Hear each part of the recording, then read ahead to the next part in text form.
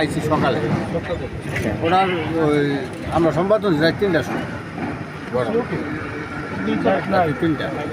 গাড়ি ওইখানেই আছিল গাড়ি ওইখানে। ওয়ালটন শোরুমের সামনে।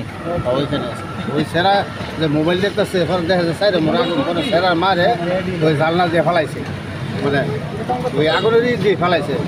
হ্যাঁ, যখন ফালা ভালো হয়েছে ওই সময় সেরার মার এই সাফার এই সাইড মনে হয় যে ঘুরছে, পরে ওই সেরাই পরে ওইভাবে নামছে সেরার মার ঠ্যাং পুরা ডাক দিব অন্ধকার, কিছু দেখা যায় না।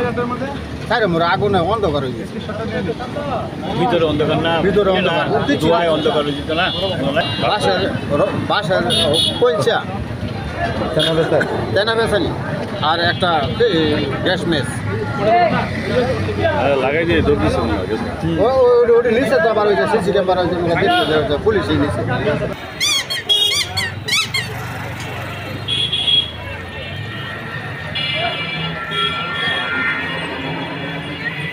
আপনারা জানেন যে 11 তারিখ থেকে 13 তারিখ পর্যন্ত আওয়ামী লীগের একটা লকডাউনের একটা সূচনা দিয়েছে।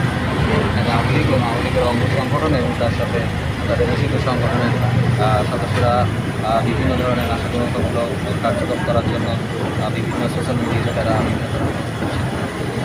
এখানে কয়েকটাতে আজকে হয়তো সকাল 3টা বা 3:30 নাগাদ এই আলম এসব আছে 3 জন অজ্ঞাত হয়ে বসে পড়া, তারা পেট্রোল জাতীয় কার্যকলাপ এখানে আছে আগুন লাগার এবং এখানে ঘুমন্ত অবস্থায় একজন ড্রাইভার ছিলেন, নাম হলো জুলহাস, অগ্নিদগ্ধকে মৃত্যুবরণ করেন।